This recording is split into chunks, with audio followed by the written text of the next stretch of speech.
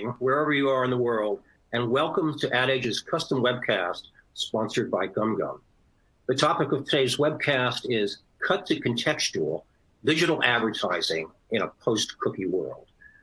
I'm Christopher Hosford with the Ad Age team, and I'm your moderator today, and we have just a few items to go over before we begin.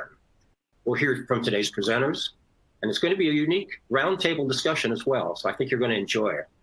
And then we'll open the floor to your questions. Asking a question is very simple. Just type your question into the Ask a Question text area and submit. Click the send button. You can submit your questions at any time during the webcast to our entire panel if you'd like, or to individual panelists, and we'll address as many questions as we can as time permits at the end of our presenters' remarks. Now let's get started. I'd like to introduce our four presenters today. Phil Schraeder is CEO at GumGum. Phil is a seasoned media industry executive and recognized thought leader on the subjects of digital advertising and programmatic technologies. As CEO, Phil is responsible for GumGum's success in revolutionizing the digital media and sports marketing industries. He's a regular contributor to Adweek, AdExchanger, and Fortune, and a 2017 Los Angeles Business Journal CFO of the Year award honoree. Now, we also have global marketing advisor Lisa Licht. With a reputation built on transforming businesses, creative innovation, and driving people culture, Lisa has served as Executive Vice President of Theatrical Marketing at 20th Century Fox, most recently Chief Marketing Officer, Live Nation Concerts, and she also sits on GumGum's board. Thirdly, Allison Schulte, Senior Vice President, Product at Dentsu. Allison works with Dentsu's engineering, data science teams, and partners to build innovative solutions for clients and teams. Most recently, she spearheaded Dentsu's Fourth Estate project to bring a more robust technology menu so clients can more confidently lean into news. In prior roles, Schulte worked at Cordant Media and Razorfish. And lastly, Phil Bohn is Senior Vice President, Sales and Revenue at Mediavine, the largest exclusive ad management company in the U.S., and a ComScore top 5 lifestyle property with, get this, 130 million unique monthly visitors and 13 billion monthly ad impressions. Phil has been a leader of programmatic sales teams and strategy, and also serves as treasurer and secretary at prebid.org. Well, Phil Schraeder, I believe you're up first, so take it away. It's all yours. Thanks so much, Chris. I really appreciate it. Look forward to talking with everyone around Contextual. So let's kick this off. Just thought we'd first start with a little bit of level setting. Where's Contextual today? How did we get here? And then discuss about where it's going. I'd also like to thank everyone who maybe has participated in our previous speakeasies. This is our episode number 3. And as I mentioned today, we will be talking about the power of contextual advertising and digital advertising in a post-cookie world. So what we're seeing is the age of the cookie and the third-party tracking really coming to an end. But what's going to replace it? So there are a growing number of people touting contextual targeting as the natural successor to allow digital advertisers to continue targeting audiences at scale and reaching their objectives without encroaching on people's privacy. So we're going to discuss the state of contextual today, the impact it's already having on digital advertising, the key players and technologies driving it, and where these contextual capabilities are headed. We will also look at a new landmark study, which for the first time has proven the effectiveness of contextual against behavioral. We are in the midst of a data privacy revolution. No fewer than 3 forces are converging on digital advertising to force change. To start, there's digital privacy regulations by government, GDPR, CCPA, and many others are working to regulate how companies collect and use users' personal data. Since GDPR was enacted in 2018, more than 60 jurisdictions around the world have enacted or proposed postmodern privacy and data protection laws. These include Argentina, Australia, Brazil, Egypt, India, Indonesia, Japan, Kenya, Mexico, Nigeria, Panama, the US, Singapore, and Thailand. And then, of course, there are the browsers, Safari, Firefox, Google. All are key players looking to redesign how identity is managed and to increase transparency overall. But what's also we have to remember really, really important is what is the consumer sentiment around all of these changes. 92% of consumers say they should be able to control the information available about them on the internet, per PwC. 85% said they won't do business with companies if they have concerns about their security practices. Just 25% of respondents believe most companies handle their personal data responsibly. And an alarming, only 3% of consumers trust marketers and advertisers with their data, per PwC. So that's an issue. But how did we get here to even get to this place? Well, in the beginning, all advertising was contextual, right? If you're selling cars, you put your ad in the auto section. If you're selling lipstick, you bought a spread in CoverGirl. It was simple. But the internet changed all of that. The cookie, invented in 1994 by an engineer at Netscape, gave companies the ability to advertise out of context because they could track user behavior. Shortly after, they were introduced to do benign things like track user visits and remember preferences. Companies like DoubleClick began exploiting the cookie to track user behavior across the internet, giving birth to behavioral ad targeting. At first, only a small circle were terribly concerned about the privacy implications, and users were mainly unaware. But when entities like Facebook and Google and Amazon really started gaining steam, people woke up and realized that these huge entities had troves and troves of consumers' personal data. Privacy worries started moving into the mainstream. By 2016, the House Antitrust Subcommittee was grilling Google about how it essentially killed anonymity on the internet by merging personally identifiable information with browsing data. That combined with some embarrassing data breaches by the likes of Target, Equifax, Ashley Madison, this just pushed digital privacy's revolution.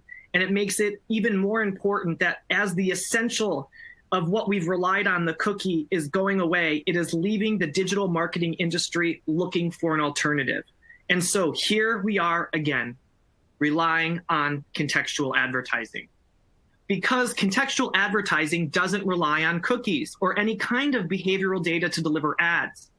It skirts the privacy issue altogether, providing the industry with an immediate alternative to behavioral targeting.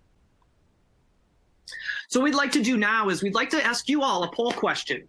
Really simple. We want to make this as interactive as possible and hope you get as much out of this. So we'd love to hear from you. So our first question is, do you feel that you are taking full advantage of what contextual solutions can offer? And I'll give everyone a few moments to respond. And then we'll share some of those results.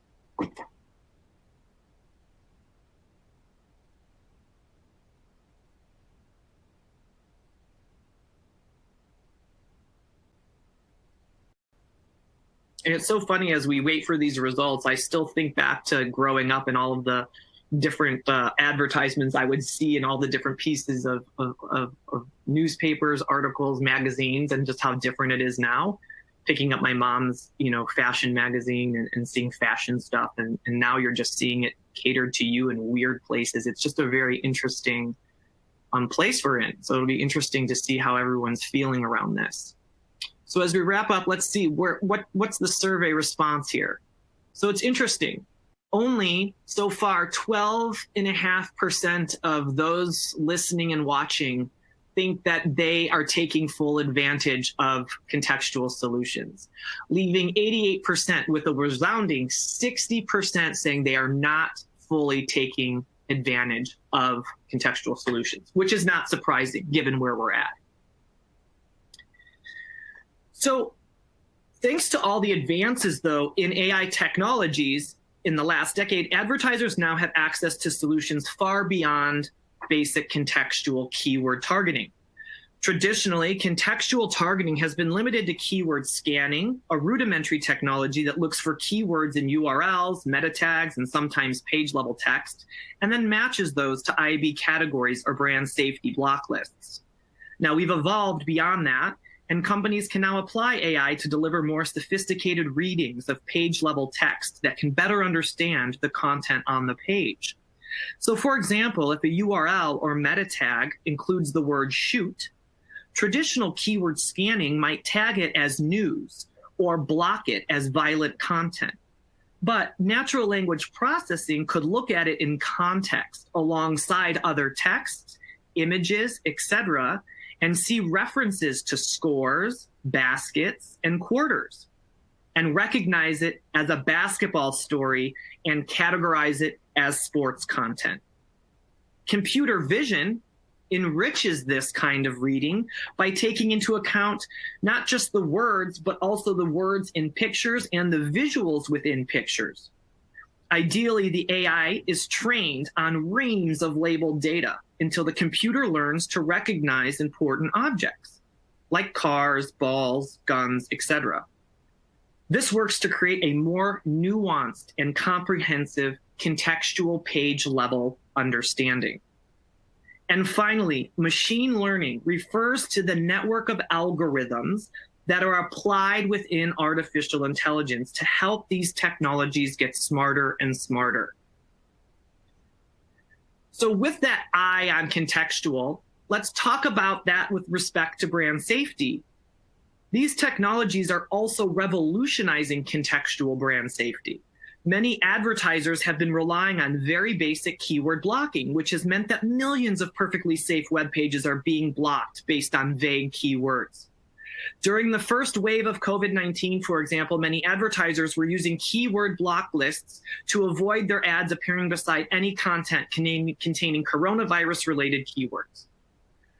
Well, GumGum wasn't going to stand for it. So we did our own research, and we found that 60% of these web pages were actually perfectly safe for brands. Can you imagine if you were able to identify those 60% and you were a brand, how you could have, at a very probably cost-efficient way, found an opportunity where everyone else was running away? You were at the forefront, you were there, you were present, and you were on content that allowed you to have that unique share of voice? That's what we're talking about here. So not only did the keyword blocking cost publishers millions in lost revenue, it also meant that advertisers were missing out on millions of premium impressions at a time when online audiences numbers were surging. Thankfully, AI solutions and technology allow advertisers to take a more sophisticated approach. For example, the word bomb could mean the content about terrorists, but it could also just be likely a story about a Hollywood film that totally flopped. If we all remember Waterworld, maybe I'm dating myself, but that would be one of them. Natural language processing allows you to analyze content at this nuance level and understand that true content. So with that, another poll question I'm going to throw at you. Do you feel confident that your contextual solution is protecting your brand safety issues online? So let's take a few moments here while you answer that. And as I always think of brand safety, what I think is really interesting is from an industry, brand safety we think of is really contextual. So the thing we fear the most is that our brand goes around content or implies something about this brand. And we do that by over protecting that brand with some of our tools around content. But sometimes those things that you're the most afraid of in putting you over here, if we can find a smarter way to leverage them, we can really then have it work to our benefit and really start to move towards this true brand suitability. So let's take a look at the survey results. So right now, as I'm taking a quick look, it looks like 17%, 18% feel confident that they are using these contextual solutions online and feel confident in them. But 29, almost 30% don't, and 52% feel that somewhat. So again, we're close to around 80% that are not able to confidently say that the contextual solutions that they are using are protecting their brand online, which just continues to show why we need to keep moving this forward. So let's talk about contextual as it relates to outside of pages as we move towards video. as this state from the IAB, this stat, 80% of consumers that watch digital video in 2019 are agreeable to ads in exchange for free content. 56% of these viewers revealed a preference for contextual video ads. Another exciting area that we're seeing this contextual grow is in that integration of video, but particularly in light of the growth of CTV and OTT. This is unleashing a new wave of innovation in video advertising that will vastly improve the experience for audiences. For too long, advertisers have focused their video ad spend on pre and mid rolls, with the vast majority of which are skipped. 90% of those are skipped, according to research. Advanced contextual intelligence offering opportunities to create new types of in-video ad formats that are far less disruptive, relevant to the video being watched, and perform much better on viewability and attention metrics. Contextual technology can also transform brand safety in the video space. For too long, advertisers have relied on analyzing simple metadata, again, to help them understand the nature of video content. Numerous brand safety stories in video over the years highlight how unreliable this type of analysis is. Contextual intelligence allows us to analyze video content frame by frame, as well as the audio track behind a video, to identify threats before ads appear beside dangerous video content. But there's a bright future for contextual. Some in the advertising industry are still questioning whether contextual is an effective replacement for behavioral targeting. Well, happy to report that GumGum and Dentsu have just published a landmark research study which has shown for the first time that contextual is more effective than behavioral.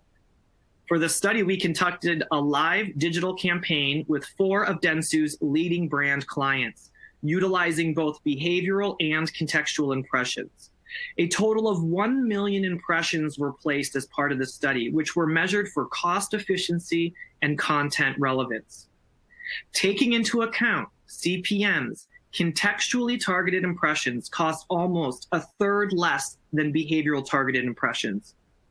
Of the 4 leading contextual intelligence vendors that took part in that study, I'm happy to announce, and I'll give our little pat on the back, GumGum's Verity was by far the most accurate in outperforming the other vendors by 1.7 times.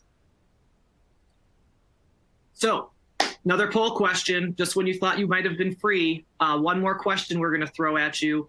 Are you or your partners concerned about the behavioral solutions that you have seen success with that could become obsolete? Yes, no, or somewhat.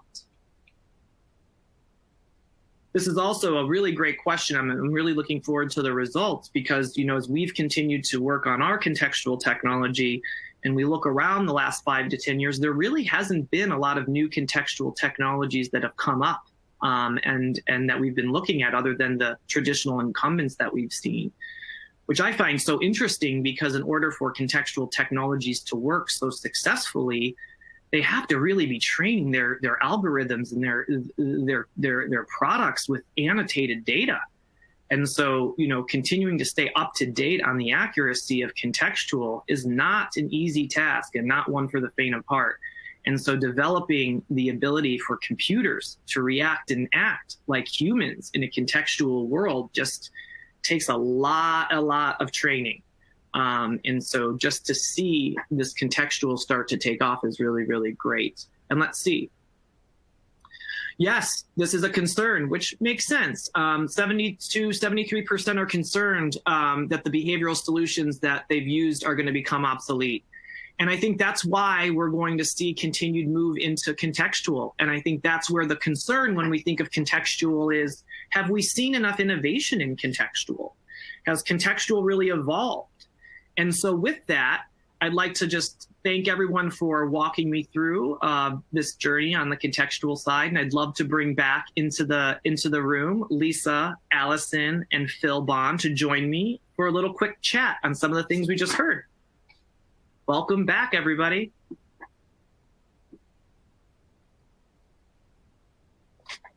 Thanks. Hi. Hi. How's everybody doing? Was that fascinating? Was everyone just like riveted with the information? Absolutely. All right, Lisa, I think you had a question you were curious about.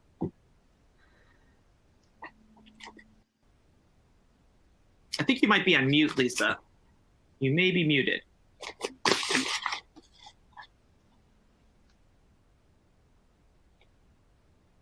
And I think you're still muted.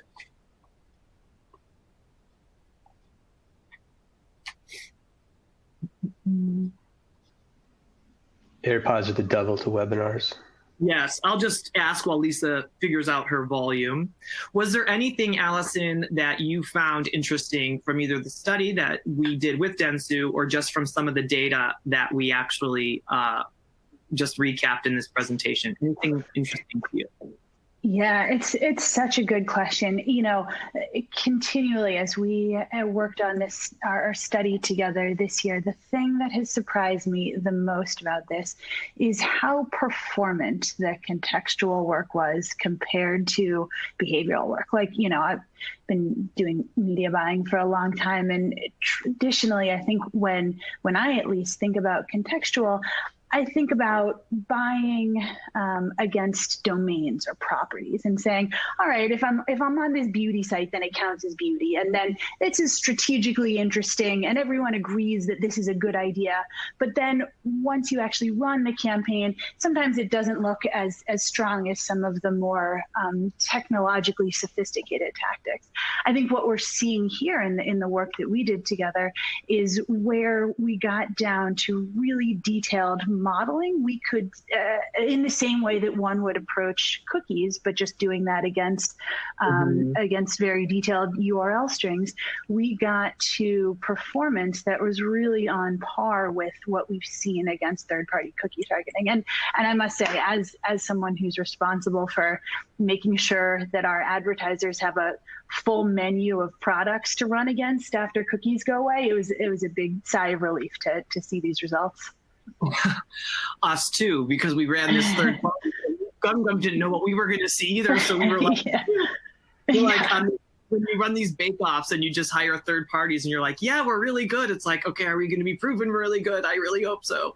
So that was really good. No, Allison, yeah, and I think that's, you know, in partnering with you, I think it was great on the Dentsu side because we do have to start, you know, I'm just an advocate of just pushing contextual technologies to be tested right now and just looking at nuances and different ones.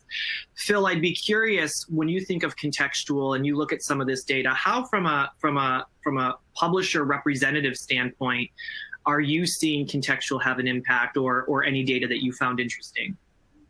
So I think the two things that stuck out to me in your PowerPoint there were just a couple of stats. The 41% lower cost per viewable impression than behaviorally targeted ads. I haven't seen that specific of data yet, but we're seeing something similar just because, you know, Mediavine is very female heavy and a lot of mobile traffic. So we're more than 50% iOS. So while we're all worried that cookies are going to go away in a year and a half or so, but we're worried about what this does to our iOS inventory right now. So we see like a 50% drop in CPMs compared to Android to iOS devices. So we've seen something similar along those lines where we can get, bump those CPMs by adding in some contextual targeting, or it's almost like opening this inventory back up. Has been shut down for, a year thanks to Apple and the changes they're making with the browser. And the other thing that stuck out was that 73% of, I don't know who all is in the audience here, but 73% of them are worried about what's going to happen to the behavioral targeting. Conversations have been mixed on the buy side. Some are very worried and have a lot of concerns. And some, like, I got a year and a half. I got plenty of time to figure this out. And so I think having, hearing that 73% of the audience is worried about this, it gives me a little more hope that we can get moving on this before, the day before Google actually murders cookies, and we can get this moving a little faster. Yeah, I know every time I start to see stats, I'm really more and more surprised. Even when we went through, like you mentioned, Phil, like the 41% and starting to see cost efficiency and data, it's quite surprising that we as an industry have been using contextual as a tactic but yet have not created any benchmarks for what we deem success or not success, right? It's always been kind of looked at as the secondary tactic. So it's just interesting, I think, now with all the privacy, and as I think I referenced 60 jurisdictions all around the world, I would definitely not want to be one of those people that feel like we have a year and a half. I definitely think they should really rethink that strategy, if you ask me. But yeah, interesting. Yeah, and I would just add to that, I think that the opportunity of the next year is to use the fact while the third-party cookies still exist to be testing some of this stuff head-to-head. Like it blows my mind when people are not saying, okay, well, we still have this existing thing for one more year that we benchmark against, so let's get every test going to have to be ready for when the plug gets pulled on this all. That's a great point, Allison, because we say a lot internally. It's like you kind of you have it right now. So when we look at all the segments, IAB's new version 2.0, there's tons of contextual segments, everything we're seeing out there, but we still have access to those third-party cookies. So let's try to understand how they work together, and maybe.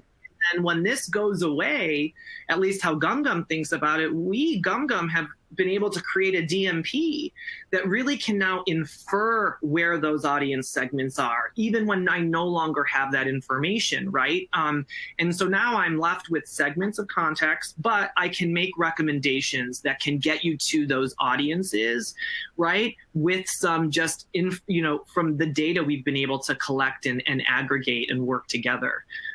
So I think that's a very great point. And so, other than obviously, I guess I'll start again with you, Allison. Obviously, Dentsu working with GumGum and testing contextual and trying to understand. Are there any other things that Dentsu or that your brands that you work with are doing with respect to contextual as part of their strategy or ways to get their hands around it? Yeah, it's a great question. I think one of the opportunities of third-party cookies going away is that we can train this amazing machine of ad tech back on, as you mentioned in your presentation, focusing on quality content rather than who cares what the content is? Let's think about who that user is. We're still going to have that ability to look at users in a more limited way, and that's going to be important. But I'm so excited for the possibility of taking just the big guns of ad tech and focusing on, all right, how do I properly value that something is a professionally produced, high quality and unique piece of content. One of the things that Dentsu is working on, near and dear to my heart, is something called the Fourth Estate Project that we've talked about, of course, which is helping our advertisers move more closely to quality news using some of these technology pieces. So, your point on keywords was spot on, but in when we think about how we approach news content in particular, for the past however many years, there's been exactly one tool for it, and it's keyword blocking. And when all you have is a hammer, everything looks like a nail. So the Fourth Estate Project is really about how do we expand that portfolio so there's more options, and we're very much aligned, I think, in terms of creating those additional targeting options and using some of the stronger firepower of ad tech to solve some of these quality content problems. Yeah, that makes a lot of sense. For us, it's kind of how we view it. And Phil, I'm going to go to you in a second because I'd love to get your perspective as well. Is, if we think about it, are we, by virtue of these keyword blocks and putting only a specific amount of inventory available that we deem safe, are we in effort controlling what actually gets produced in content on the web? Because we're gonna only want to support content that we believe meets these very broad stroke comfort zones. And in a way, if I'm a publisher, and I know Phil working with so many publishers and one of the largest in representing publishers, I'd be curious, do they think about that? Are they thinking about, I'm going to build content that's going to monetize. And so although I might care or have a point of view on something, it's too scary or it's not going to monetize. And so I'm going to change, so I'm curious, around that and how, and what you're seeing from your supply partners. as well. Yeah, absolutely. And part of the way Mediavine was built is based on this kind of concept of good keywords versus bad keywords. So we're very heavy in female sites like cooking, parenting, travel, very safe sites. And it was part of the reason was because there's so many kind of unknowns about other content. We do have some news publishers, and we have to have those conversations with all of our publishers of like, hey, these are the words that you might not want to use. And these are things that kind of flags will come up around where it can make something as simple as a recipe deemed kind of unsafe, and it's a cookie recipe or, just happens to use this cookie kills or, whatever, like just simple things like that. Like, and we kind of run the data to see that this actually happens, that some of the keyword tools out there being used are not as advanced as like GumGum's Verity, and we'll actually kick these things out as being unsafe.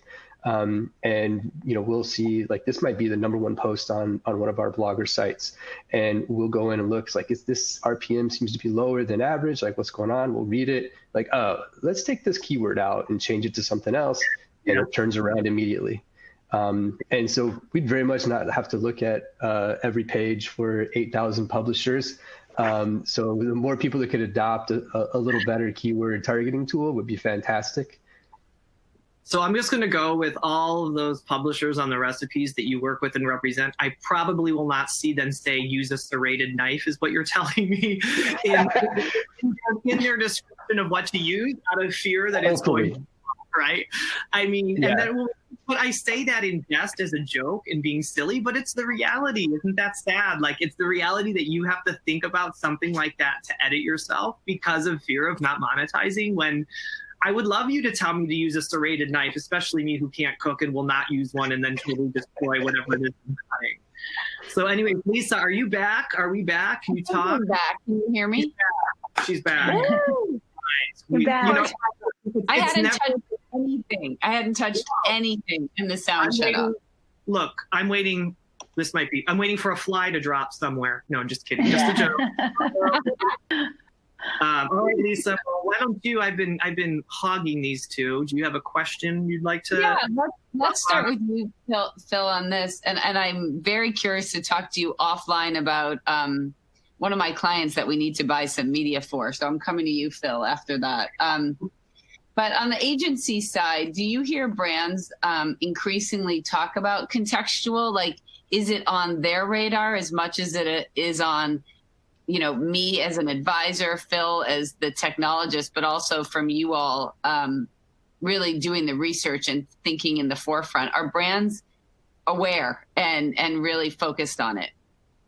Yeah, absolutely. I'd say every major brand is thinking about, or many major brands are thinking about, all right, we're going to lose cookies in a year. We've used them effectively for many years. So then what does the menu of options look like? And that's really the focus that I think about is like, what does the menu of options look like so that you can hit a clients and advertisers marketing goal in a year. And I think that starts to then sort into what that goal is, whether someone's looking for an online action versus a reach against an audience, and seeing where the different pieces of the tactics that we have will fit into some of those solutions. It's actually a super interesting time because we've had a pretty, I'm not going to call it static, but a decently static playbook in terms of tactics for a while. So this is really an opportunity for change and evolution, and finding, like we were talking about before, a different way to move to, all right, how can we both take advantage of quality content and still hit those goals that we're trying to meet? And Phil, I'm curious your take on that. It's been a mix. Unfortunately, not every meeting I have is with someone as brilliant as Allison. So there's tiers in the agency world, and we've had conversations just like that people were kind of surprised that when Cookie Murder 2022 happens, that they won't even be able to do basic frequency capping. Like that's a whole part of cookies. Let alone like target to a specific audience or some other things. So I think it's trickling its way down, and we're starting to have those conversations more and more. And obviously, as a Verity partner, we're bringing it up. And to the point a little earlier about how to test this. So because Mediavine has so much scale, and because it is pretty much relegated to the food, parenting, travel sites for the most part, that we're able to add on some contextual targeting to whatever targeting an agency or a brand might already be doing. So if they want to hit women 25-54 that exhibited some behavior in the past or whatever, we might have a couple 100 million possible impressions during a month for those. So we'll ask like, hey, let's test this with some contextual added onto it, where we add something on our side, set up the deal or what have you, and let it run, and knowing that it doesn't scale as much, but we still will be able to hit quality benchmarks. We've gotten positive feedback of like, oh, this really increased the return on ad spend for this deal, like positive things like that. So I think we're trying on our side to help kind of get people familiar with it and trust it by being able to do tests like that. And I hope to do more of that in 2021 as well. Phil, it strikes me if you wrote an article called Cookie Murder 2022, you're not going to get very much good RPMs on it. Oh man, that's true. Well, and just to correct you, you will, as long as you're using Verity's contextual, because we'll make sure the sentiment works. And well done. Very well done. Yeah.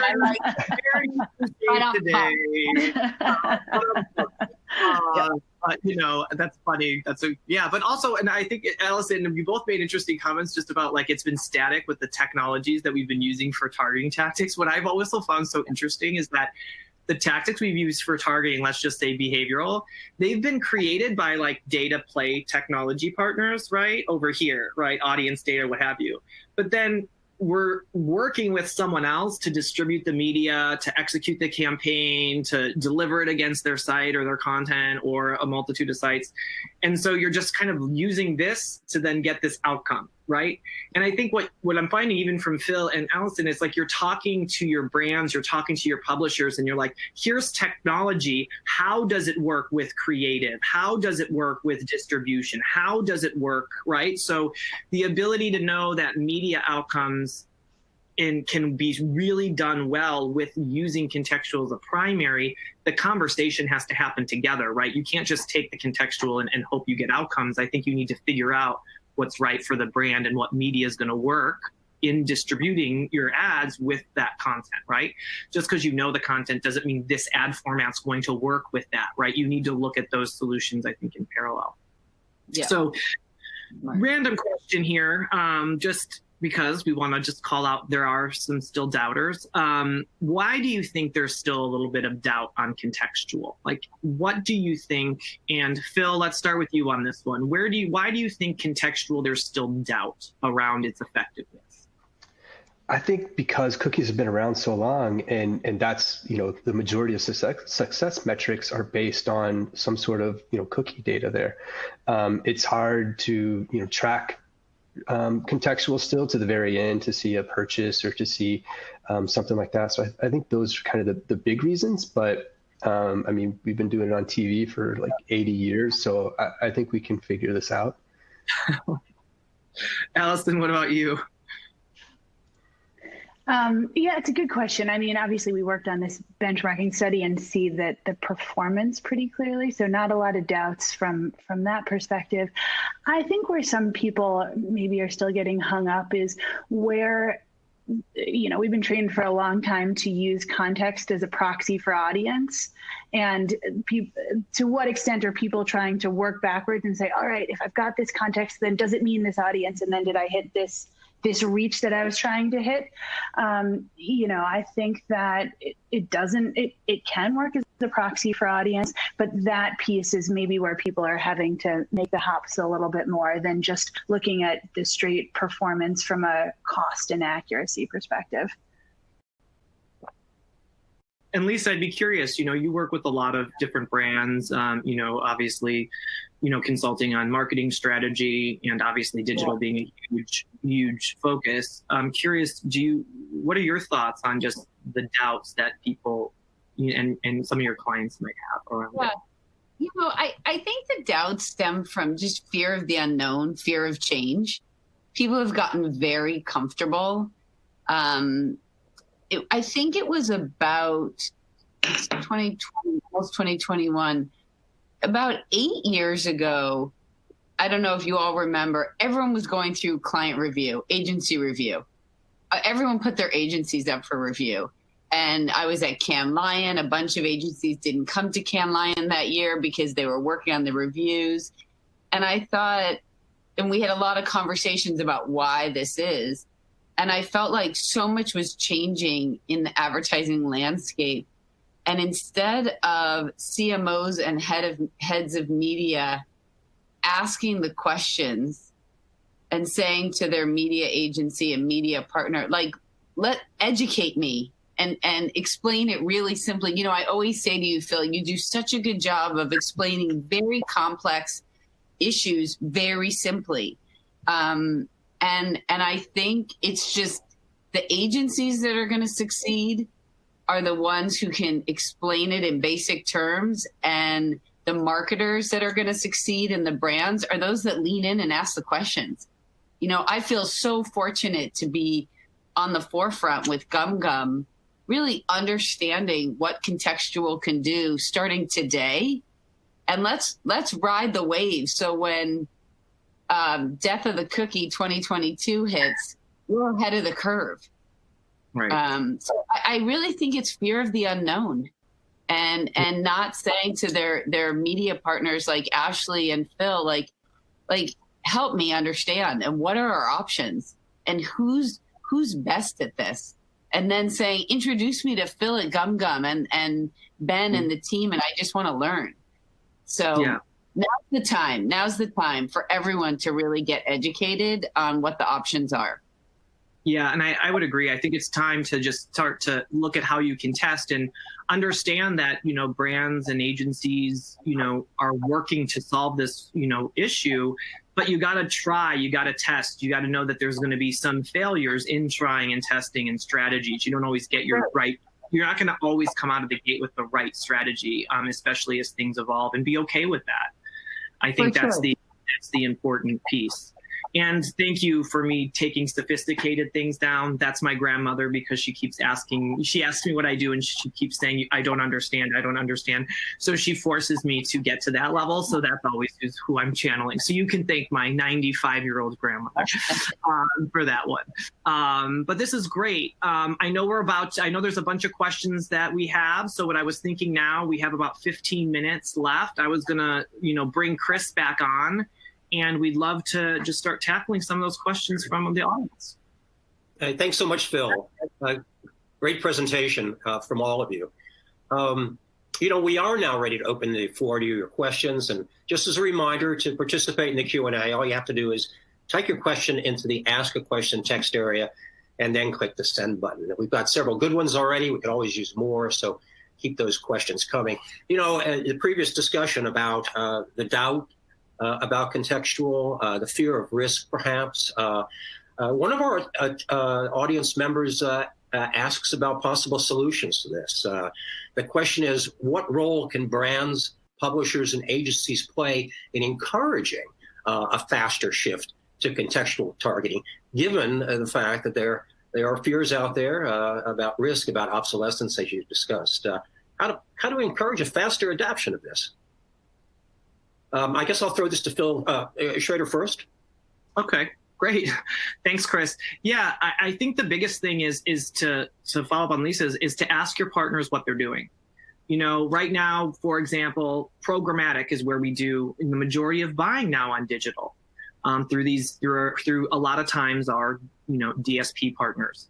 And when you look at contextual, asking what new contextual technologies have you integrated that I can start to take advantage of, right? Other than the ones that have been there for the last 5 or 10 years. Why are we not seeing continued integrations on contextual solutions, right? Asking the partners that are distributing or that you're buying media from, how do you use contextual? Is it your own? Is it proprietary? Is it through someone else? What partners do you use? And I think just constantly bringing contextual into the questions, asking for contextual descriptions in responses to RFPs and briefs, not only give me the CPM and tell me the product, tell me how contextual, describe what are you going to use to help me, and going to your DSP partners and saying, we want more contextual options because you know what? We're going to be spending a lot more money, especially when the cookie goes away, and we need to start testing to see what works now. Who else would like to chip in on that? Allison, what are your thoughts about speeding the adoption of contextual? Yeah, good question. I think Phil's right that really digging into the details of what contextual solutions exist and can create is an important piece.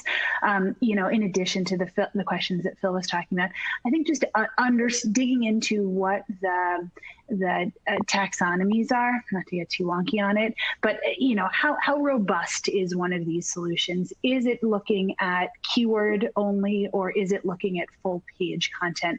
How is something like sentiment tracked in addition to just categorizing the page as news or beauty or sports or whatever, just to understand what some of the options are? Because really one of the cool pieces about this, and in programmatic targeting in general, is just the level of customization afforded with some of these solutions. And there's I think unlocking some of those options is a key part of this.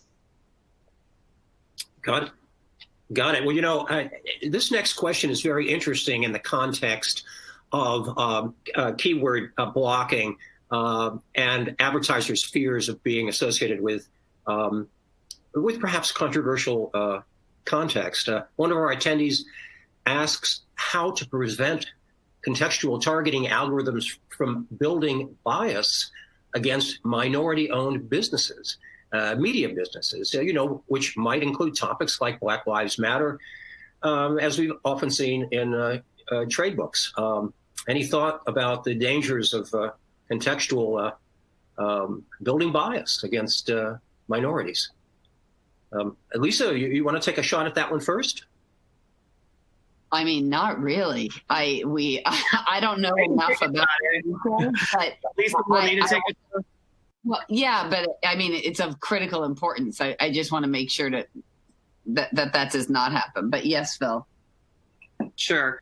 So I think it's the reason I'm jumping in is because Chris, whoever asked that question, I think it's an amazing, amazing question and is spot on.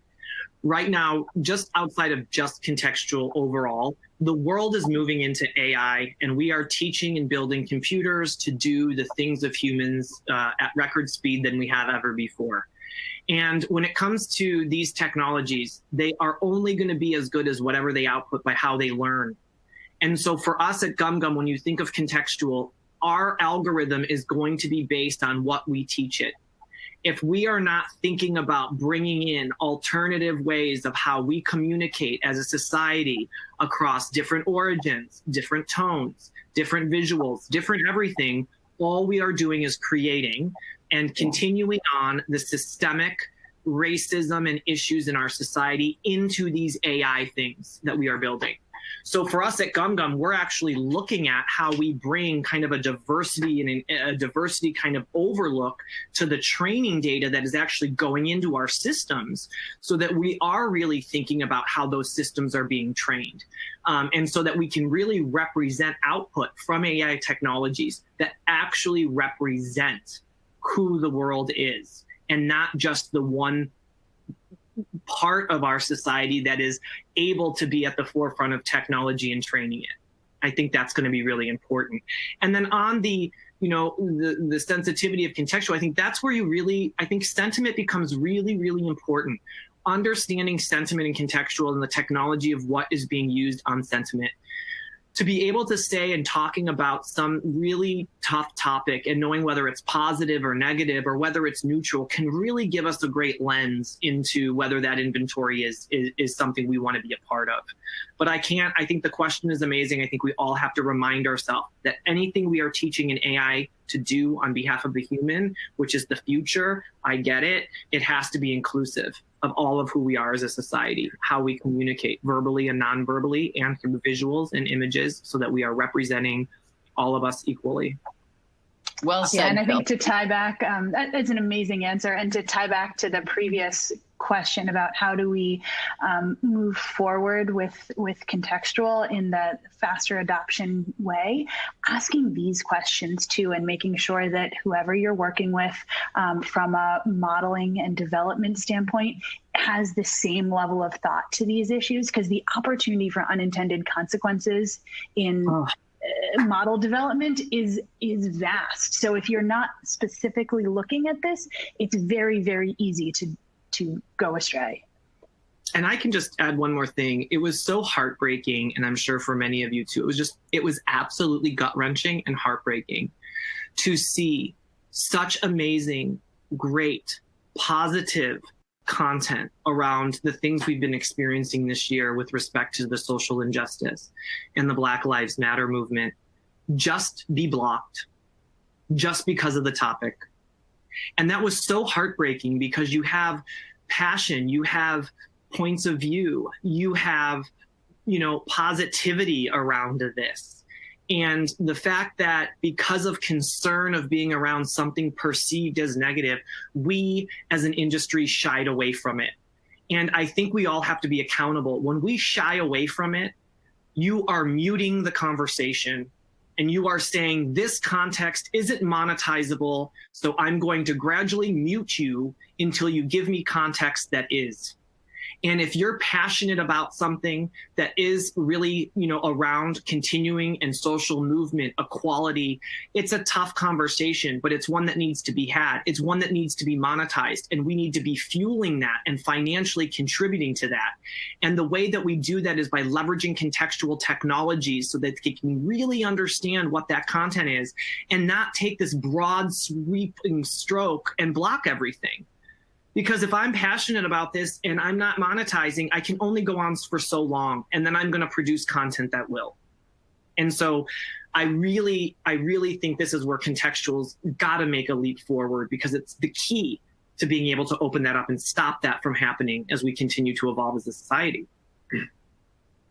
That's a great answer, Phil. And, there are companies out there, let's face it, who accept the risk as a legitimate trade-off. Nike, Ben & Jerry's, there's a number of companies that have embraced these controversial topics as a way to get ahead of the conversation, and for good or ill. I'd like to address this next question to Allison, if I may. Obviously, the comment about cookie murder 2021 has struck a note with our audience, because we have several questions about the future in a cookieless world. One of our attendees asks how a client lists a client's first-party data list fits in a cookieless world. Allison, you mentioned sentiment. Obviously, AI plays a big role here, and your first-party database better than anything else anyway. How does a cookieless world affect first-party data? Yeah, it's a great question. And I think it then requires a look at the various outputs of one's first-party data. Like, obviously, the thing that's been done for a very long time is you take that audience, then you can go put retargeting ads against it. You can, do direct mail against it. You've got your full roster of things going on right now.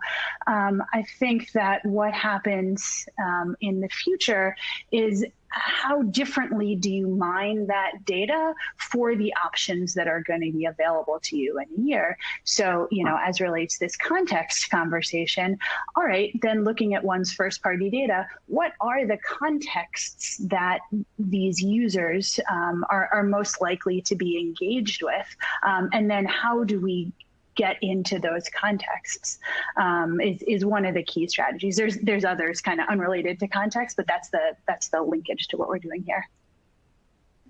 If I could jump in here. Yeah, I think if you're on the buy side, you're already experiencing this.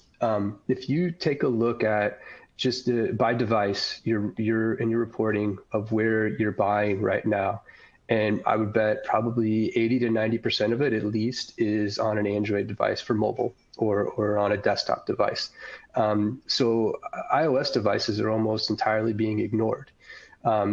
As this goes away in cookie murder for the third time, 2022, you will see this happen on Android devices as well. Maybe not to the same degree because it's owned at the moment by Google, and the browser as well as the device and everything involved. But you can have a similar type of landscape, and the competition for those first-party audiences that you're used to using is just going to skyrocket. So you might see double CPMs on those, which is why something like testing this now, which you can get in this environment, kind of understand the success metrics, is such a good idea to kind of figure this out and start adding it in to the media mix and the conversations that you're having with partners now. Got it. I think the conversation so far has seemed to assume that the contextual discussion centers around text. One of our attendees asks how video fits into all of this. Anyone like to take a shot at that one? Sure, I'm happy to. Video is, I think, really going to be a great benefactor for advertisers as contextual continues to become more and more sophisticated. From our own internal and various studies we've done, we've found that if you can leverage contextual and find a way to integrate that ad into video content, you reap the best benefit from the consumer's perception. Now, I think what's going to be interesting is how do we get our advertisers and, our supply partners to start to look at ways to integrate more of these in-video solutions. Because right now, pre-roll has historically been the go-to video, product. And as we look at the skip rates and we look at all of that, it's becoming more and more, there's been a degradation on the performance of pre-roll. So what's the alternative? We all know video audiences are engaged in that content. And so finding out how to start to add and then create those ad spaces are important. And let's not forget, it's not just around video when it comes to OTT, CTV, and web-based video. The gaming world is huge. The gaming world is huge, and you are looking at the gamers in that mindset, in that frame, doing what they're doing. And if we don't look at understanding how we can be smarter, looking at contextual that takes in audio, the text it can read in each frame, the visuals, and put together an output, and then create a space for an advertiser to take advantage of, we're going to be missing a huge opportunity. And we all know we're all okay with advertising. We just want to make sure it reflects the content we're in. And if it can be undisruptive and allow me to keep my attention while I catch whatever message you're trying to throw at me, that's even better. Yeah. Super. Well, Phil and all the other panelists, we have now reached the end of our time. I want to thank our audience for attending Ad Age's custom webcast today, sponsored by GumGum. Now, just remember, you can listen and view this presentation on demand using the same link you used today. You'll receive an email message as soon as the archive is ready, so keep your eyes peeled on your inbox. You'll want to download it. You'll want to review it again and share it with colleagues as well. So on behalf of our guests today, Phil Schraeder and Lisa Licht from GumGum, Allison Schulte from Dentsu, and Phil Bohn from Mediavine, thanks so much for your time. Have a great and prosperous day. Thanks so much, everybody. Thank you, everybody.